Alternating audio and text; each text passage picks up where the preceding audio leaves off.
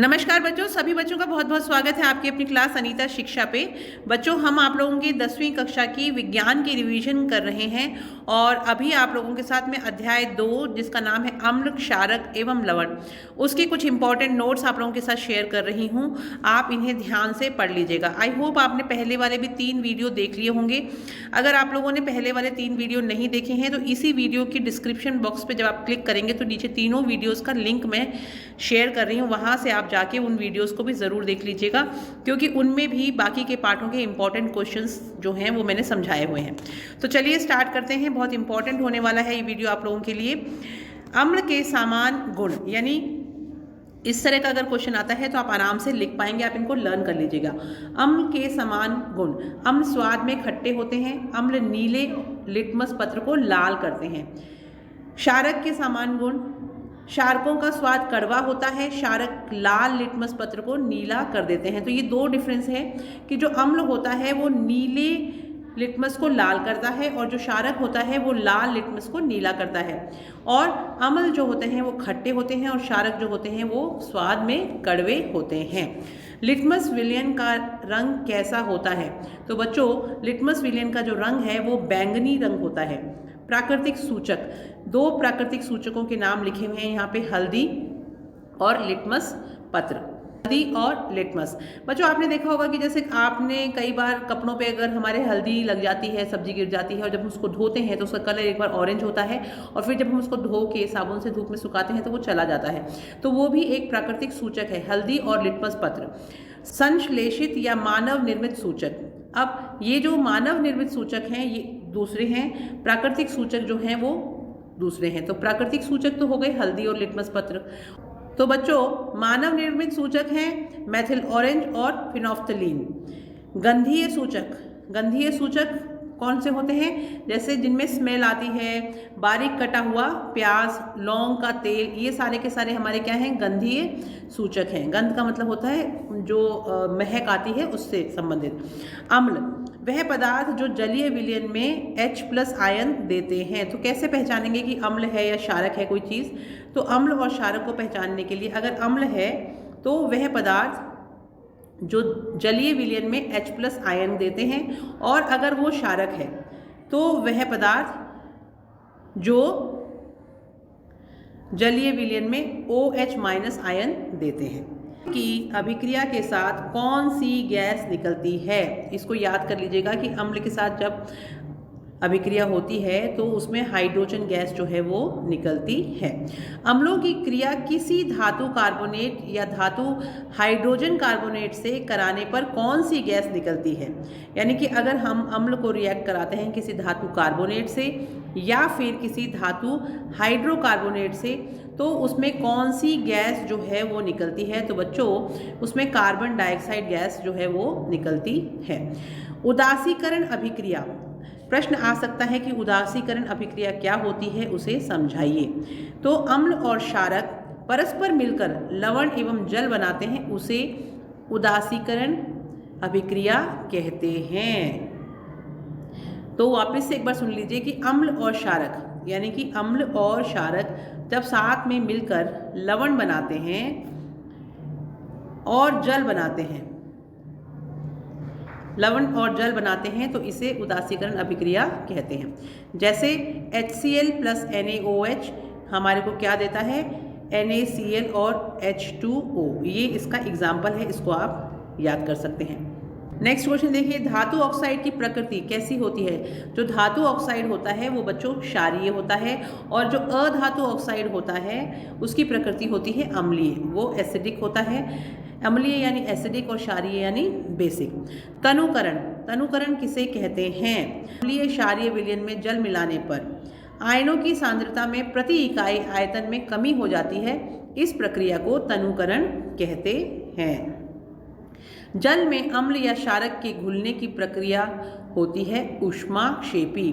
तो क्वेश्चन किया जा सकता है कि ऊष्माक्षेपी क्या होता है? तो आप बता सकते हैं कि जल में अम्ल या क्षारक के घुलने की जो प्रक्रिया होती है उसको ऊष्माक्षेपी कहते हैं। और अगर ऐसे पूछ लिया जाए कि जल में अम्ल या क्षारक घुलने की प्रक्रिया क्या होती है, तो आप लिख सकते हैं उसको ऊष्माक्षेपी कहते हैं।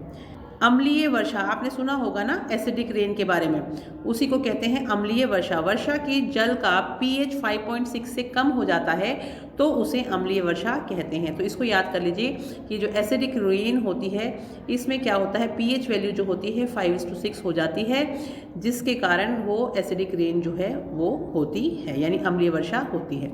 तो वर्षा के जल का pH 5.6 से कम हो जाता है तो उसे अम्लीय वर्षा कहते हैं। अम्ल का जलीय विलयन विद्युत का चालन क्यों करता है? ये भी बहुत इंपॉर्टेंट क्वेश्चन है कि अम्ल का जलीय विलयन विद्युत का चालन क्यों करता है। अम्ल के विलयन से मुक्त H+ आयन होते हैं जो विद्युत का चालन करते हैं। मिट्टी की अम्लता को कम करने के लिए किसका उपयोग करते हैं? यानी कि जो मिट्टी होती है उसमें अगर एसिडिक ज़्यादा हो जाती है तो क्या करते हैं, उसमें कैल्शियम ऑक्साइड मिलाते हैं, कैल्शियम हाइड्रोक्साइड मिलाते हैं या कैल्शियम कार्बोनेट मिलाते हैं। तीनों यहाँ पे लिखे हुए हैं, CaO, CaOH2 और CaO3, तीनों याद कर लीजिए। कठोर जल को मृदु करने के लिए उपयोगी यौगिक कौन सा है? तो कठोर जल को मृदु करने के लिए उपयोगी जो यौगिक है वो है धोने का सोडा, Na2CO3 10H2O। इसको भी आप लर्न कर लीजिए, लिख के याद करेंगे तो आपको ये फॉर्मूला जो है वो याद हो जाएगा और इसको हम धोने का सोडा कहते हैं।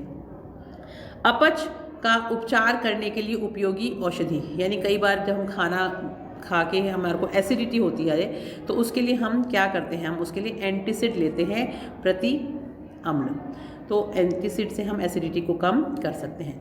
प्लास्टर ऑफ पेरिस की जल के साथ अभिक्रिया का समीकरण कीजिए। क्वेश्चन आ सकता है कि समीकरण करके दिखाना है और उसमें आपको दे दिया प्लास्टर ऑफ पेरिस और साथ में जल। तो सबसे पहले तो प्लास्टर ऑफ पेरिस का जो फॉर्मूला है उसको आप याद कर लीजिए। पीओपी का फॉर्मूला भी पूछ सकते हैं तो आप ये याद कर लीजिएगा कि ये पीओपी का फॉर्मूला है। उसको जब हम वाटर के साथ में अभिक्रिया करते हैं यानी पानी के साथ अभिक्रिया करते हैं तो हमें क्या मिलता है, जिप्सम प्राप्त होता है। तो पीओपी प्लस वाटर मिलके क्या बनाता है, जिप्सम बनाता है। नेक्स्ट देखिए, उदासीकरण अभिक्रिया में कौन क्रिया करते हैं? तो उदासीकरण जो अभिक्रिया होती है उसमें अम्ल और क्षारक यानी एसिड और बेसिक दोनों जो हैं वो अभिक्रिया करते हैं। सोडियम क्लोराइड यानी NaCl के जलीय विलयन में विद्युत प्रवाहित करने पर एनोड तथा कैथोड पर कौन सी गैस निकलती है? बच्चों, अगर हम सोडियम क्लोराइड को जल के साथ विलयन कराएंगे तो विद्युत प्रवाहित करने पर एनोड और कैथोड पर दो तरह की गैसें निकलती हैं। एनोड पर निकलती है क्लोरीन गैस और कैथोड पर निकलती है हाइड्रोजन गैस। क्रिस्टल का जल, लवण के एक सूत्र इकाई में जल के निश्चित अणुओं की संख्या को क्रिस्टलन का जल कहते हैं। प्रश्न आ सकता है कि क्रिस्टलन का जल किसे कहते हैं? तो आप उत्तर लिखेंगे, लवण के एक सूत्र इकाई में जल के निश्चित अणुओं की संख्या को क्रिस्टलन का जल कहते हैं। दो प्रश्न बनते हैं, अब आप ध्यान से सुनिएगा। पहला है pH परास का मान जो है वो क्या होता है, 0 से 14 तक होता है। दूसरा है pH अम्ल, उसका 0 से 7 से कम,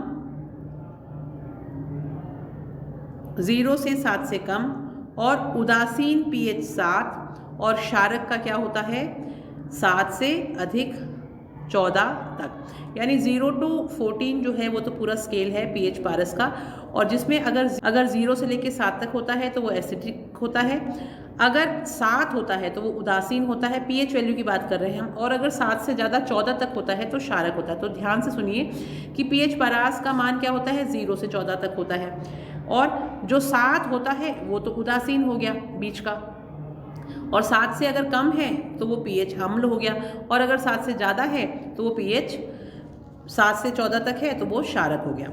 pH स्केल क्या होता है, ये भी पूछ सकते हैं क्वेश्चन।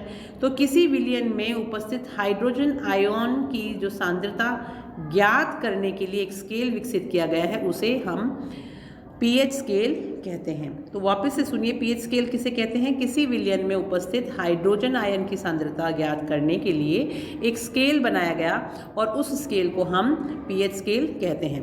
नेक्स्ट देखिए, दंत क्षय के लिए pH का मान, दंत क्षय के लिए pH का जो मान है वो 5.5 से कम होना चाहिए।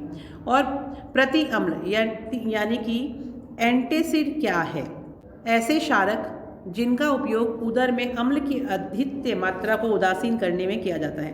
प्रति अम्ल यानी एंटीसिड क्या है? अभी अभी हमने पढ़ा था ना कि जब बॉडी के अंदर एसिडिटी हो जाती है या खाने पीने से आपको खट्टी डकारें आने लग जाती है, उसको हम एसिडिटी बोलते हैं। उसको कम करने के लिए जो दवाई दी जाती है उसको हम एंटीसिड कहते हैं या प्रति अम्ल कहते हैं। तो वो क्या होता है? ऐसे क्षारक जिनका उपयोग उदर में अम्ल की आधिक्य मात्रा को उदासीन करने में किया जाता है। इसको सिंपल भाषा में भी आप लिख सकते हैं कि एक तरह के ये क्षारक होते हैं, प्रति अम्ल जो होते हैं, जो कि हमारे जो एसिडिटी हो जाती है बॉडी में, स्टमक में, उसको ख़त्म करने में, हमारे को उसको उदासीन करने में यानी नॉर्मल करने में, उसका पीएच वैल्यू जो है उसको नॉर्मलाइज करने में मदद करते हैं। और कौन कौन से प्रति अम्ल हैं? तो वो हैं मैग्नीशियम हाइड्रोक्साइड और सोडियम बाइकार्बोनेट, है ना। ये दोनों अगर हम ले लेते हैं तो एसिडिटी जो है उसमें कंट्रोल हो जाता है। दोबारा से याद कर लीजिए इसको, मैग्नीशियम हाइड्रोक्साइड और सोडियम बाइकार्बोनेट जो है वो एसिडिटी को ख़त्म करने के लिए यानी उसको न्यूट्रलाइज करने के लिए, उदासीन करने के लिए काम में लिए जाते हैं। नेक्स्ट देखिए, मिल्क ऑफ मैग्नीशिया का रासायनिक नाम। मिल्क ऑफ मैग्नीशिया जो है उसका रासायनिक नाम है मैग्नीशियम हाइड्रोक्साइड यानी MgOH2। तो मैग्नीशियम हाइड्रोक्साइड क्या है उसको भी पूछ सकते हैं। तो आप बताइए कि मिल्क ऑफ मैग्नीशिया का रासायनिक नाम है। ऐसे भी पूछ सकते हैं कि मिल्क ऑफ मैग्नीशिया या का जो रासायनिक नाम है वो क्या है? तो आप लिखेंगे मैग्नीशियम हाइड्रोक्साइड MgO2। अम्ल एवं क्षारक की शक्ति किस पर निर्भर करती है? अम्ल की शक्ति H+ आयन तथा क्षारक की शक्ति OH- आयन की संख्या पर निर्भर करती है। ये हमने ऊपर भी पढ़ा था कि अम्ल की जो शक्ति है वो H+ आयन तथा जो क्षारक की शक्ति है वो OH- आयन की संख्या पर निर्भर करती है।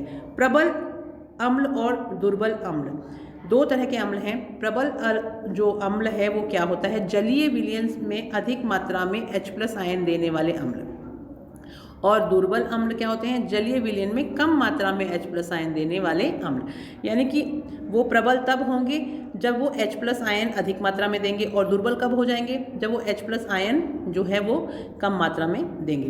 प्रबल अम्ल के उदाहरण अब क्या क्या हैं? तो दो देखिए याद कर लीजिए, HCl और HNO2 जो है वो प्रबल अम्ल है। और दूसरा दुर्बल जो अम्ल है उसका उदाहरण देख लीजिए CH3COOH। तो ये जो है ये हमारा दुर्बल अम्ल है। तो दोनों के एग्जाम्पल्स भी बताए हैं मैंने आपको। नेक्स्ट क्वेश्चन देखिए, प्रबल क्षारक जलीय विलयन में अधिक मात्रा में OH- आयन देने वाले क्षारक जो होते हैं वो प्रबल क्षारक होते हैं। और दुर्बल क्षारक कौन से होते हैं? जलीय विलयन में कम मात्रा में OH आयन देने वाले क्षारक। पहले हमने जो पढ़ा था वो प्रबल अम्ल और दुर्बल अम्ल के बारे में पढ़ा था, जिसमें H+ जो आयन था उसका योगदान था। और अब हम पढ़ रहे हैं प्रबल क्षारक और दुर्बल क्षारक के बारे में। तो प्रबल जो क्षारक है उसमें OH आयन जो हैं वो अधिक मात्रा में होते हैं, और दुर्बल क्षारक जो होते हैं उसमें OH आयन जो हैं वो कम मात्रा में होते हैं। अब इनके उदाहरण भी देख लीजिए कि कौन सा प्रबल क्षारक है और कौन सा दुर्बल क्षारक है। तो प्रबल क्षारक का उदाहरण है NaOH और KOH, ये प्रबल क्षारक का उदाहरण है। और दुर्बल क्षारक जो है उसका उदाहरण है MgOH2/NH4OH, यानी ये आपके जो हैं ये दोनों दुर्बल क्षारक हैं। फिर देखिए नेक्स्ट क्वेश्चन, प्राकृतिक स्रोतों से प्राप्त अम्ल, यानी कि हमें कि प्रकृति से कौन कौन से अम्ल जो हैं वो प्राप्त होते हैं। नींबू जिसमें सिट्रिक अम्ल होता है, इमली जिसमें टार्ट्रिक अम्ल होता है। अब आपको ये क्वेश्चन ऐसे भी पूछा जा सकता है कि टार्ट्रिक अम्ल किस में होता है? तो आप बताएंगे इमली में होता है।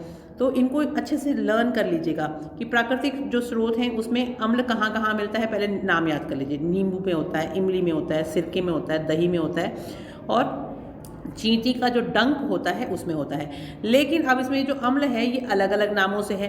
तो ऐसे याद करिए कि नींबू में जो अम्ल है उसको हम क्या बोलते हैं? नींबू वाले जो अम्ल को हम बोलते हैं सिट्रिक अम्ल। ठीक है, पहला ऐसे याद कर लीजिए। दूसरा, इमली में टार्ट्रिक अम्ल होता है। ठीक है, दो आपने याद कर लिया कि नींबू में सिट्रिक अम्ल होता है और इमली में टार्ट्रिक अम्ल होता है। अब हम याद करते हैं थर्ड, यानी कि जो सिरका होता है उसमें एसिटिक अम्ल होता है। सिरके में कौन सा होता है? एसिटिक अम्ल होता है। फिर हम याद करेंगे दही, दही में कौन सा होता है? लैक्टिक अम्ल होता है, दही में लैक्टिक अम्ल होता है। और चींटी के डंक में कौन सा अम्ल होता है? मान लो 1 नंबर का क्वेश्चन पूछ लिया तो आपको पता होना चाहिए ना कि उसमें मेथेनाइक अम्ल होता है। तो ये 6 प्रश्न बनते हैं, 6 के 6 आप अच्छे से याद कर लीजिए। पहले तो आपको ये पता होना चाहिए कि प्राकृतिक जो अम्ल हैं उनके स्रोत क्या क्या है। नींबू है, इमली है, सिरका है, दही है और चींटी का डंक है। ये सारे के सारे प्राकृतिक स्रोत हैं अम्ल के। अब इनमें जो अम्ल बनते हैं ये देखो 6 में अलग अलग है। तो नींबू में है सिट्रिक अम्ल, इमली में है टार्ट्रिक अम्ल, सिरके में है एसिटिक अम्ल, दही में है लैक्टिक अम्ल और चींटी का डंक जो है उसमें मेथेनोइक अम्ल है। अच्छे से लर्न करिएगा। अब उदासीन लवण, अम्लीय लवण और क्षारीय लवण, है ना। 3 तरह के प्रश्न बनते हैं कि उदासीन लवण, अम्लीय लवण और क्षारीय लवण।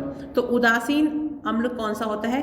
प्रबल अम्ल प्लस प्रबल क्षारक दोनों मिलके क्या बनाते हैं? उदासीन लवण बनाते हैं। दुर्बल अम्ल प्लस दुर्बल क्षारक ये दोनों मिला के भी क्या बनाते हैं? उदासीन लवण बनाते हैं। अम्लीय लवण में क्या होता है? अम्लीय लवण में प्रबल अम्ल होता है और दुर्बल क्षारक होता है। तो प्रबल अम्ल होता है और दुर्बल क्षारक होता है। लेकिन अगर क्षारीय लवण होता है तो उसमें दुर्बल अम्ल होता है और प्रबल क्षारक होता है। तो ऑपोजिट हो गया। नेक्स्ट देखिए, क्लोर क्षार प्रक्रिया। क्लोर क्षार जो प्रक्रिया है वो क्या होती है? ये क्वेश्चन पूछा जा सकता है। तो आप क्या लिखेंगे? सोडियम क्लोराइड के जलीय विलयन से विद्युत प्रवाहित करने पर यह वियोजित होकर NaOH सोडियम हाइड्रोक्साइड उत्पन्न करता है। एनोड पर मुक्त गैस क्लोरीन गैस होती है, कैथोड पर मुक्त गैस हाइड्रोजन गैस होती है। ये क्वेश्चन पहले भी आया था कि क्लोर क्षार प्रक्रिया में एनोड पे और कैथोड पे कौन कौन सी गैसें निकलती हैं, जो भी हमने पढ़ा था। ठीक है ना। तो क्लोरीन गैस जो है वो एनोड पे बताया था मैंने आपको, और जो कैथोड है उस पर हाइड्रोजन गैस बताया था। और यहाँ पर हो गया इसका पूरा डेफिनेशन कि क्लोर क्षार प्रक्रिया जो है वो क्या होती है। तो सोडियम क्लोराइड के जलीय विलयन से विद्युत प्रवाहित करने पर यह वियोजित होकर NaOH उत्पन्न करता है और एनोड पर मुक्त गैस क्लोरीन गैस और कैथोड पर मुक्त गैस हाइड्रोजन गैस होती है। नेक्स्ट क्वेश्चन देखिए, प्लास्टर ऑफ पेरिस POP जिसको कहते हैं। क्वेश्चन पूछ सकते हैं कि POP क्या होता है, उसका फुल फॉर्म बताइए। तो प्लास्टर ऑफ पेरिस होता है। ऐसे भी पूछ सकते हैं कि प्लास्टर ऑफ पेरिस जो है उससे बनने वाली चीज़ें कौन कौन सी हैं। तो खिलौने बनाने में काम में आता है, सजावट के सामान को बनाने के लिए उसमें काम में आता है, टूटी हुई हड्डी को स्थिर रखने में आप लोगों ने देखा होगा ना प्लास्टर बांधते हैं, उसमें भी POP प्लास्टर ऑफ पेरिस काम में आता है। अब नेक्स्ट क्वेश्चन देखिए, विरंजक चूर्ण का सूत्र क्या है? CaOCl2 विरंजक चूर्ण का सूत्र है। और इसके उपयोग क्या है? विरंजक के रूप में, सबसे पहली बात तो हम इसे विरंजक के रूप में काम में लेते हैं। दूसरा, जल के शुद्धिकरण के रूप में ये काम में लिया जाता है। धावन सोडा यानी धोने का जो सोडा होता है उसका सूत्र क्या है? तो ये पहले भी मैंने आपको बताया था कि जो धोने का सोडा होता है उसका सूत्र है Na2CO3.10H2O। तो ये आपको याद करना है। अब इसके उपयोग भी याद कर लीजिए 2। जल की स्थायी कठोरता को हटाने में काम में आता है, बोरॉक्स के उत्पादन में काम में आता है और घरों में साफ सफाई के लिए भी काम में आता है। आगे क्वेश्चन देखते हैं कि बेकिंग सोडा जो है, जो खाने का सोडा है, उसका सूत्र क्या है? धोने के सोडे का सूत्र अलग था। बेकिंग सोडा जो खाने में जो हम सोडा काम में लेते हैं उसका जो सूत्र है वो अलग होता है, NaHCO3 होता है। अब इसके उपयोग क्या हैं? प्रति अम्ल एंटीसिड के रूप में उपयोग करते हैं। ठीक है। बेकिंग पाउडर बनाने में यूज़ करते हैं। सोडा अम्ल अग्निशामक में यूज़ करते हैं। ठीक है। अब अगला क्वेश्चन देखिए, pH मान से संबंधित है कि किस किस चीज़ का कितना pH मान होता है। तो इसको भी आप अच्छे से समझ लीजिएगा कि जो pH वैल्यू है उस पर क्वेश्चन आ सकता है। पहला, मिल्क ऑफ मैग्नीशिया का pH वैल्यू क्या है? शुद्ध जल का pH वैल्यू क्या है? शुद्ध जल का pH वैल्यू लर्न कर लीजिए बच्चों की 7 है। ठीक है ना। दूसरा, रक्त का यानी जो हमारा खून होता है उसका pH वैल्यू कितना है? 7.4 है। जठर रस का क्या होता है? 1.2 होता है। नींबू के रस का क्या होता है? 2.2 होता है। अम्लीय वर्षा जो होती है वो 5.6 से कम होती है। इसको ध्यान से याद करिएगा, जो भी हमने क्वेश्चन याद किया था ना एसिड रेन का, तो 5.6 से कम होती है अम्लीय वर्षा का pH मान। दंत क्षण शुरू उसमें 5.5 से कम होता है। मानव शरीर की pH परास जो है 7.0 से 7.8 तक होती है। नेक्स्ट क्वेश्चन देखिए, उदासीन लवण की pH क्या होती है? उदासीन लवण की pH होती है 7। अम्लीय लवण की pH क्या होती है? 7 से कम होती है। और क्षारीय लवण की pH क्या होती है? 7 से अधिक होती है। यानी कि जो लवण की pH वैल्यू क्या है? 7 है। अगर वो अम्लीय लवण है तो वो 7 से कम होगा। अगर वो क्षारीय लवण है तो उसकी pH वैल्यू 7 से अधिक होगी। नेटल के पौधे के पत्तों में उपस्थित अम्ल कौन सा होता है? मेथेनोइक अम्ल होता है। ये क्वेश्चन भी कई बार पूछा जाता है कि नेटल के पौधों के पत्तों में उपस्थित अम्ल कौन सा है, तो वो है मेथेनोइक अम्ल। अम्लीय वर्षा से हानि, यानी जो एसिडिक रेन होती है उससे क्या क्या नुकसान होते हैं? तो उससे नदी में जलीय जीवों की उत्तरजीविता कठिन हो जाती है और स्किन एलर्जी यानी चर्म रोग हो जाते हैं एसिड रेन से। खनिज नमक क्या होता है? ठोस लवणों के बड़े आकार के क्रिस्टल जिनमें अपद्रव्य पाया जाता है उसे खनिज नमक कहते हैं। तो क्वेश्चन पूछ सकते हैं कि खनिज नमक किसे कहते हैं? ठोस लवणों के बड़े आकार के क्रिस्टल जिनमें उपद्रव्य पाया जाता है उसे खनिज नमक कहते हैं। नेक्स्ट देखिए, पीएच में पी का अर्थ क्या होता है? अब हम इतनी देर से पीएच वैल्यू की बात कर रहे हैं, लेकिन पीएच में पी होता क्या है? तो पीएच में पी पुसांस का सूचक होता है जिसका अर्थ होता है शक्ति।